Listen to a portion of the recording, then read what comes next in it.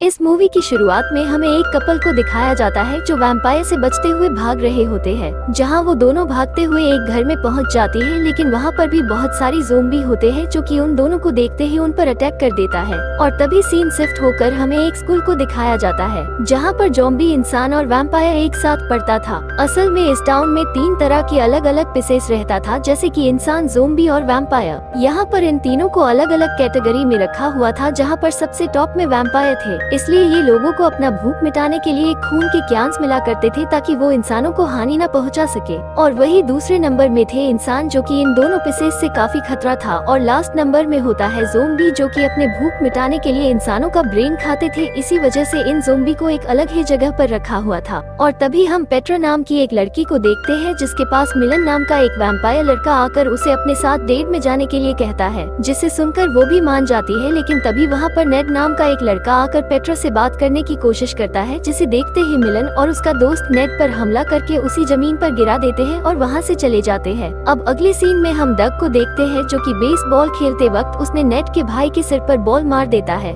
जिस वजह से वो पूरी तरह से घायल हो जाता है। और वही उधर पेट्रा मिलन के साथ डेट के लिए उसके घर जाता है, जहाँ पर वो दोनों एंजॉय करने लगता है। लेकिन तभी वहाँ पर मिलन ने पेट्रा को काट देता है। अब उधर नेड अपने फैमिली के साथ बैठकर खाना खा रहा होता है कि तभी उन दोनों भाइयों बीच लड़ाई होने लग जाते हैं। इसीलिए उसके पिता ने नेड को गाली देता है, जिस वजह से नेड गुस्सा होकर घर से चला जाता है और वो सीधा ज़ॉम्बी के एरिया में पहुंच जाता है, जहां पर वो देखता है कि ज़ॉम्बी को कुछ भी टेंशन नहीं है। वो अपने मन में जो चाहे वो कर सकता है, जिसे देखकर नेड को ज़ॉम्बी की लाइफ काफी अच्छा लगता है। इसलिए वो एक ज़ॉम्बी लड़की को खुद को काटने के लिए कहता है और वो ज़ॉम्बी लड़की भी उसे काट देता है। अब अगले सुबह जब पेट्रा उठकर देखता है तो उसे मिलन ने काट लिया होता है, जिस वजह से वो अब धीरे धीरे वैम्पायर बन रही होती है। ये देखकर वो भी बहुत ज्यादा दुखी हो जाती है। इसलिए वो मिलन को कॉल करने की कोशिश करती है, लेकिन वो उसका फोन पिकअप नहीं करता है और वो बार बार अपने फोन चेक करती है और मिलन का कॉल का इंतजार करती है, लेकिन काफी देर तक भी उसका कोई रिप्लाई नहीं आता। अब उधर नेड भी ज़ॉम्बी में बदल चुका था, इसलिए वो लड़की की फैमिली के साथ इंसान के ब्रेन खा रहा होता है। लेकिन तभी वहाँ पर एलियन शिप आ जाता है, जो कि बहुत ज्यादा बड़ा होता है, जिसे देखकर सब लोग बहुत हैरान हो जाती है। उसके बाद तुरंत इंसानों का मीटिंग होता है, जहाँ पर वो सभी एलियंस के बारे में बात करता है, लेकिन वहाँ पर किसी को भी एलियन शिप के बारे में पता नहीं होता।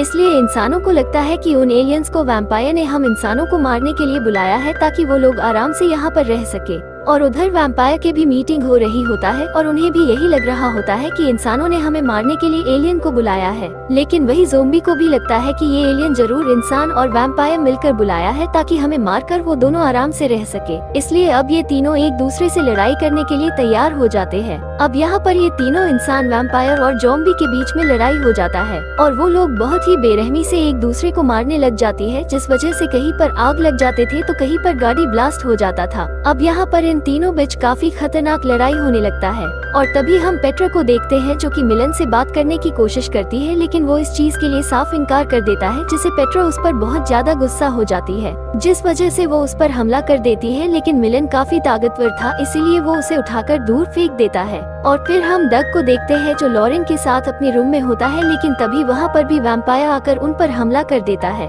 जिसे देखकर वो दोनों वहाँ से भाग जाता है। लेकिन तभी वैम्पायर दोनों का पीछा करता है, मगर तभी वहाँ पर एक आदमी पहुँच जाता है और वैम्पायर को एक एक करके मार देता है। लेकिन तभी वहाँ पर ज़ॉम्बी आकर वो आदमी को भी मार देता है। अब इसके बाद बहुत सारे ज़ॉम्बी डग और लॉरेन का पीछा करने लग जाते हैं और ये वही सीन होता है जो हमें मूवी के स्टार्टिंग में दिखाया गया था। और फिर वो दोनों घर के अंदर पहुँच जाता है तो वहाँ पर काफी सारे ज़ॉम्बी मौजूद होता है, जिसे देखते ही वो उन दोनों पर हमला करता है। लेकिन तभी वैम्पायर भी वहाँ पर पहुँच जाता है और उन दोनों के बीच भयानक फाइट शुरू हो जाता है और इसी दौरान पेट्रा ने लॉरेन को काट देती है। अब यहाँ पर वो लोग एक दूसरे को बहुत बेरहमी से मार रहा होता है, लेकिन तभी वहाँ पर एक पुलिस की गाड़ी आ जाता है, जिससे वहाँ पर सभी लोग मारे जाता है, मगर उनमें से सिर्फ 3 लोग बच जाता है। इसलिए वो तीनों फिर से एक दूसरे को मारने ही वाला होता है कि तभी वहाँ पर एलियन का स्पेस शिप आता है और वहाँ पर मौजूद सभी लोग को एक एक करके अपने साथ लेकर जाने लगता है, जिसे देखते ही वो तीनों उस घर के बेसमेंट में छुपने की कोशिश करती है। लेकिन वो बेसमेंट बंद होता है और अंदर डग के पियानो टीचर और उनका बेटा होता है,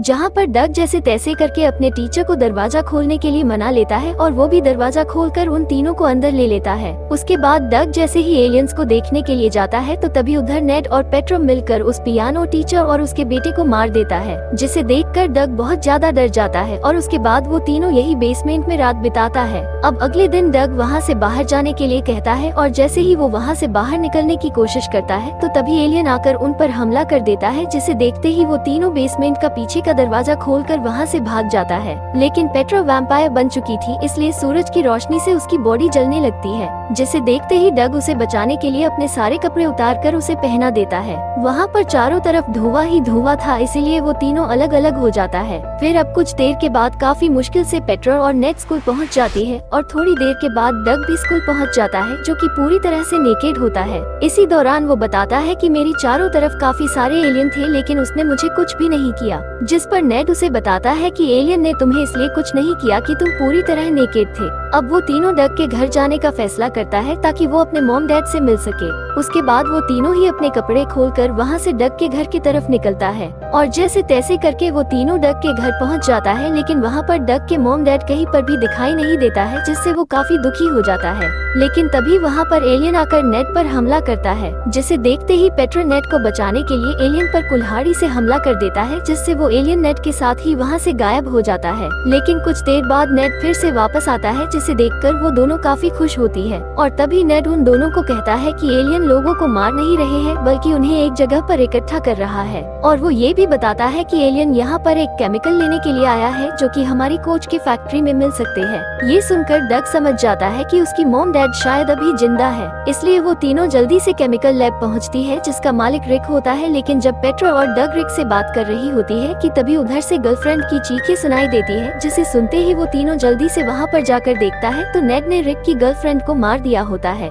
जिसे देखकर रिक काफी गुस्सा हो जाता है, इसलिए वो उन तीनों को मारकर वहाँ से बाहर निकाल देता है। अब उन तीनों के पास कोई रास्ता नहीं था, लेकिन तभी वहाँ पर एलियन आकर उन तीनों को भी पकड़कर उसी जगह ले जाता है जहाँ पर टाउन की सब लोग थे। और वहाँ पहुँचने के बाद नेड देखता है कि उसकी पूरी फैमिली भी अब ज़ोंबी बन चुका था और उधर डग के फैमिली भी एकदम सही सलामत होते हैं, जिसे देखकर वो काफी खुश होता है। और इसी समय वो लॉयन को भी देखता है जो कि अब वैम्पायर बन चुकी थी। यहाँ पर एलियन ने इन तीनों इंसान, वैम्पायर और ज़ोंबी को अलग अलग रखा हुआ था ताकि वो लोग एक दूसरे को मार ना सके। और तभी वहाँ पर नेड उन सबको कहता है कि हम इस दीवार पर एक साथ मिलकर अटैक करें तो ये दीवार टूट जाएगा, जिससे वो लोग आजाद हो जाएगा। लेकिन तभी वहाँ पर मौजूद सब लोग आपस में फिर से लड़ने लग जाते हैं, जहाँ पर डग उन्हें समझाता है कि अगर वो लोग ऐसे ही लड़ेगी तो एक एक करके सब मारे जाएंगे, इसलिए हम सब लोग मिलकर यहाँ से निकलना होगा। ये सुनकर सभी लोग मान जाता है और सब मिलकर दीवार पर अटैक कर देती है, जिससे वो दीवार पूरी तरह से टूट जाती है। उसके बाद वो सभी लोग जल्दी से केमिकल लैब में पहुंचती है, लेकिन वहां पर रिक सब पर गन से अटैक करने लगता है, जिसे देखकर डग उसे समझाता है कि हम सब एक साथ मिलकर उस एलियन को हराना होगा। ये सुनकर वो भी मान जाता है। उसके बाद वो उस केमिकल छोड़ देता है, जिसे देखते ही वहाँ पर एलियन भी पहुँच जाता है। उसके बाद उनकी बॉडी से एक अजीब तरह की एक छोटी छोटी क्रिएचर निकल के केमिकल में कूद जाता है,